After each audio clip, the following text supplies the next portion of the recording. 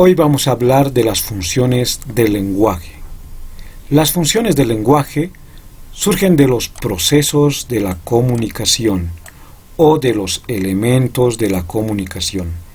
Estos elementos cumplen o tienen una función determinada.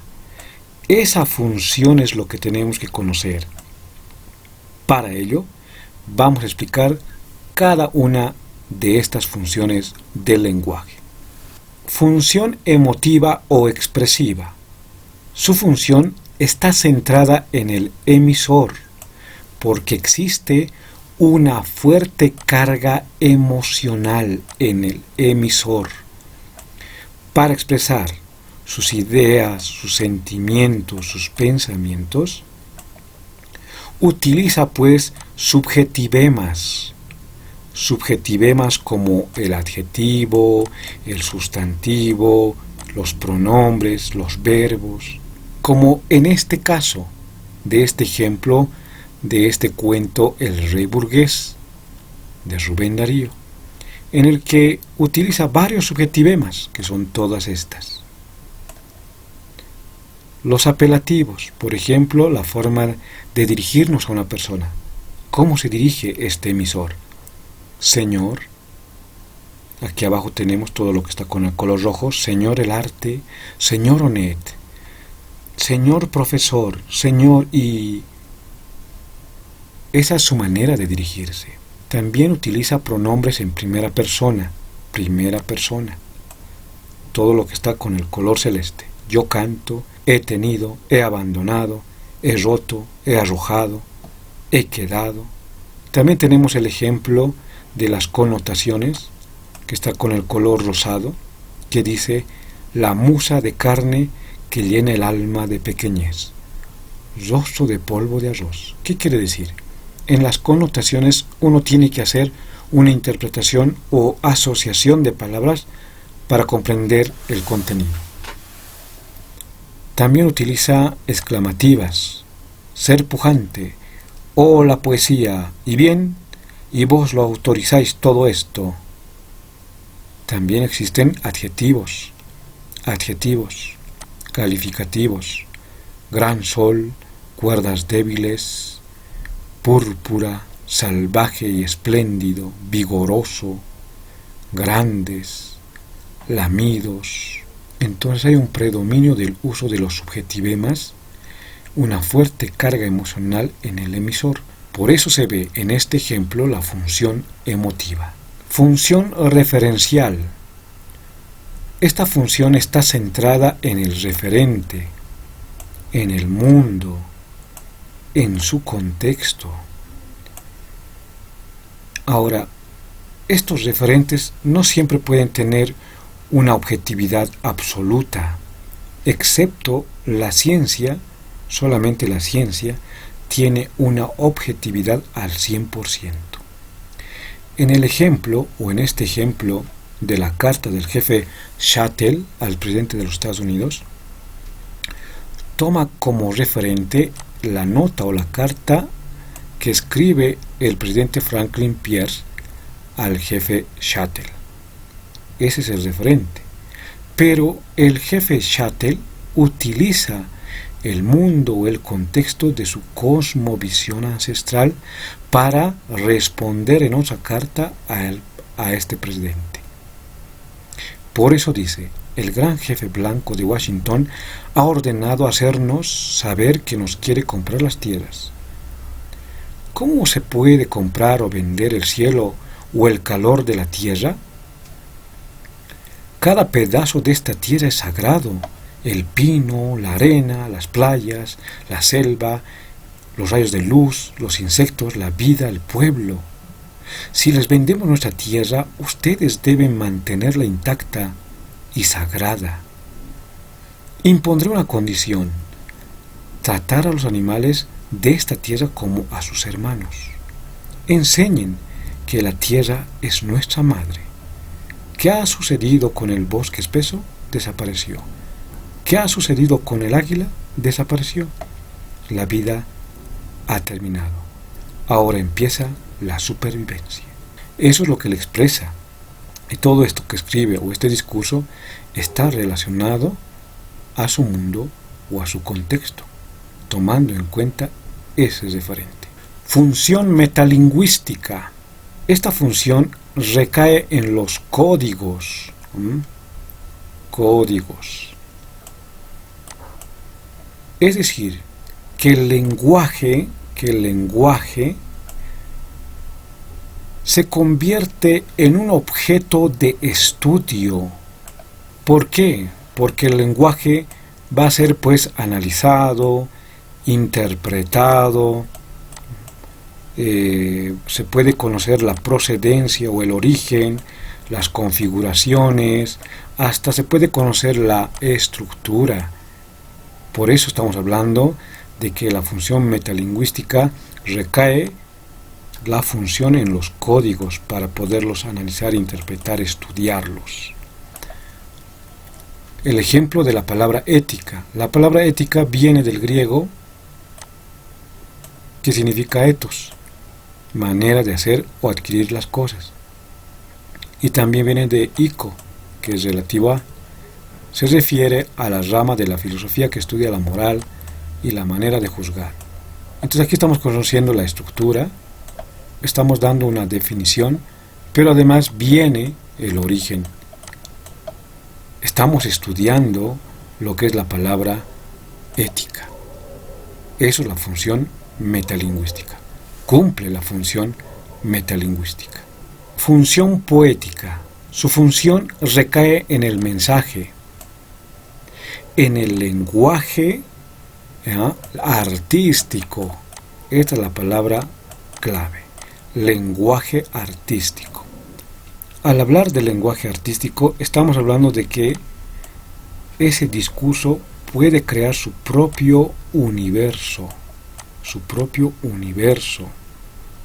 Es decir, que los contenidos no pueden ser ni verdaderos ni falsos, sino verosímiles. Verosímiles. También puede crear al yo poético. Es decir, que el perceptor y el lector se pueden convertir en personajes. En personajes. Veamos en este ejemplo de Joaquín Sabina esta canción que titula Por el Boulevard de los Sueños Rotos. Aquí podemos identificar primero el uso de figuras literarias y rimas. Rotos, rotos, libre, tigre, morena, llena. ¿Y qué dice?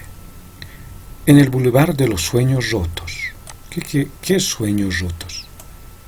Vive una dama de poncho rojo, pelo de plata y de carne morena. Pelo de plata. Mestiza ardiente de lengua libre. Lengua libre. ¿Qué quiere decir? Gata valiente, con voz de rayo de luna llena. Hay figuras literarias, de imagen, metáfora y metonimia, ¿verdad? Pero el arte no está solamente en estas figuras literarias. El arte, en estos versos, en estas letras, en este discurso, está en la música, en la canción, que obviamente es original. Por eso vemos aquí una fuerte carga de la función poética. Función historizante. Su función está relacionada al contexto histórico social. Está relacionada a la historia. Historia. Es decir, que los discursos deben estar ambientados en los sucesos históricos. Como en este caso de este cuento de Augusto Céspedes que titula El Pozo, que está relacionado a la guerra del Chaco, a la historia de la guerra del Chaco. ¿Qué dice? Soy el suboficial boliviano Miguel Navajas y me encuentro en el hospital de Taraití. Y hay una introducción. 15 de enero de 1933, verano, sin agua. 17 de enero, al atardecer. Como pueden ver, hay una descripción de la historia de manera cronológica, con fechas. Pero toda esta historia está relacionada a la Guerra del Chaco. Por eso tiene una fuerte carga en la función historizante. Función deshistorizante. Su función omite el contexto histórico social. Ya no existe, ¿no?, el contexto histórico social. Utiliza más bien un discurso en el que se encubre algo, se esconde algo. Y también este discurso tiene un discurso autorreferencial. Veamos en este ejemplo de Pedro Domingo Murillo, La Paz 1757-1810, patriota boliviano que lideró la sublevación independista de 1809. Patriota boliviano. Entonces este es un héroe. Mestizo de origen humilde. Miren, es humilde. Oh, qué humilde se nota, ¿no? Pedro Domingo Murillo profesó en su juventud los ideales de la Ilustración. Promovió activamente la causa de la independencia frente al dominio colonial español. Realmente es un héroe. Y así va describiéndolo acá. Pero este discurso no nos muestra la otra cara, o la verdadera historia. Esta historia, donde Pedro Domingo Murillo fue verdugo, descuartizador y asesino de Túpac Katari. Fue uno de estos jinetes que ha descuartizado a Túpac Katari. Eso no nos muestra este discurso. Por eso es deshistorizante, o cumple la función de deshistorizar. Función ideologizante. Su función está centrada en el marco de referencia. Marco de referencia. Es decir, que te hace creer una idea, un estereotipo, un fenómeno, que ese fenómeno o idea puede ser superficial o es superficial y es propio de las apariencias, te hace creer en eso. Veamos este ejemplo de Coca-Cola. Da un detalle inesperado. ¿Qué dice? Santa este año nos invita a pensar en ideas como hacer feliz a alguien. Nos habla del tiempo y la dedicación y el cariño dedicados a personas que incluso no conocemos, personas que no conocemos. Si tomas Coca-Cola, vas a ser feliz a esa persona porque le vas a expresar cariño, dedicación, aunque no lo conozcas, Tomemos entonces Coca-Cola y vamos a ser felices todos. Eso es lo que nos indica acá. Pero aquí tenemos la función desideologizante, donde su función recae en la investigación. En la investigación. Es decir, que el discurso explica pues las causas de ese fenómeno, ¿no? Las determina. Además, este discurso es profundizado en su idea, en los orígenes, en las causas, y nos dice que este discurso es verdadero. Nos trata de hablar la verdad o nos trata de explicar la verdad. Introducción. Esto es un texto de investigación, un artículo científico. Fíjense el título, abstract, resumen, introducción. ¿Qué dice? Durante los últimos 40 años se han experimentado cambios profundos en el perfil epidemiológico de Chile. En este sentido, cobra importancia la relación del consumo de bebidas azucaradas, los refrescos, incluido Coca-Cola y todas las bebidas azucaradas, y su asociación con obesidades, diabetes de tipo 2, síndrome metabólico, hipertensión, cáncer de páncreas e enfermedades coronarias. Entonces, este discurso nos está hablando las verdades de la Coca-Cola y de todo tipo de refrescos azucarados. Esto cumple un carácter ideologizante, te hace creer en una idea que es superficial y propio de las apariencias, supuestamente es así, que te hace sentir feliz. Pero este otro discurso que es desideologizante te está hablando las verdades, haciendo una investigación en su discurso. Ahora sí pueden identificar los dos tipos de funciones, la ideologizante y la desideologizante, ¿verdad? Función fática. Esta función recae en los medios y los recursos. Medios y recursos. Con el fin de seducir al perceptor. Hay que seducir al perceptor.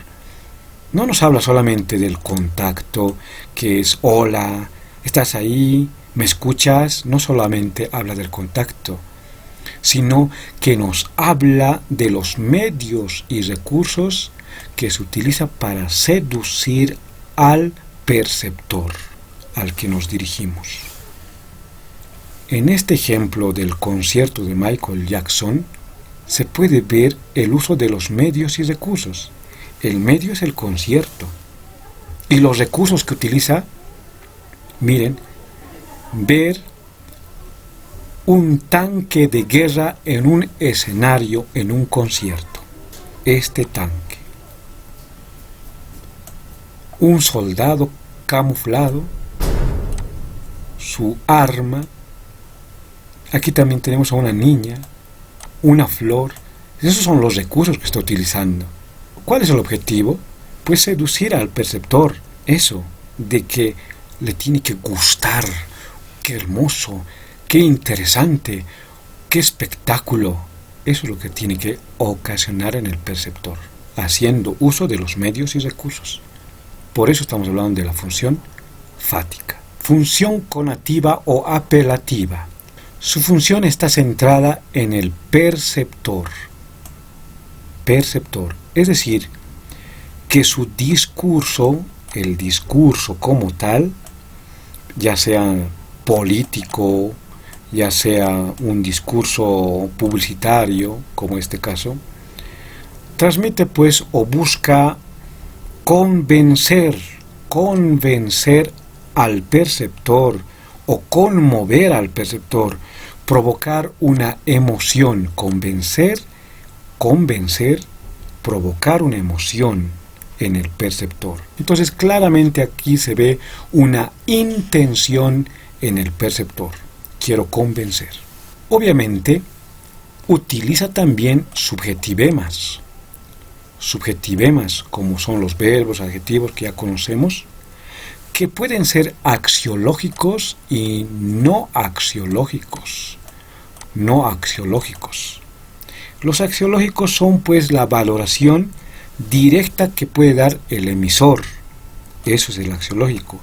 Y el no axiológico pues está relacionado a la valoración del contexto cultural que está determinado por el tiempo y el espacio. Veamos este ejemplo de la función conativa, que es una publicidad del consumo de la hamburguesa.